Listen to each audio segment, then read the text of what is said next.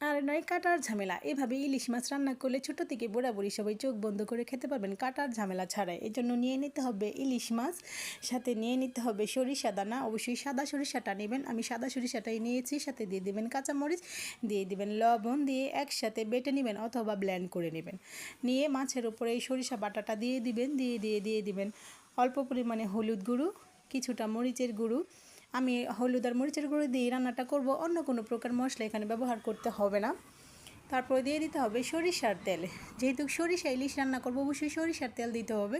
সরিষার তেল দিয়ে ভালো করে মাখা করে রেখে দিবেন। অল্প পরিমাণে একটু লবণ দিয়ে দিবেন, যেহেতু আগে লবণটা একটু কম দেওয়া ছিল এই জন্য লবণটা দিতে হবে স্বাদ ঠিক রাখার জন্য। তারপরে যে চলে যাবেন প্রেশার কুকারে মাছটা ঢেলে দিবেন, ঢেলে দিয়ে রান্না করতে হবে 2 ঘন্টা। অল্প আঁচে রান্না করতে হবে, একদম মিডিয়াম লো হিটে রান্না করতে হবে 2 ঘন্টা। তারপরে রেডি হয়ে যাবে আপনার কাটা মুক্ত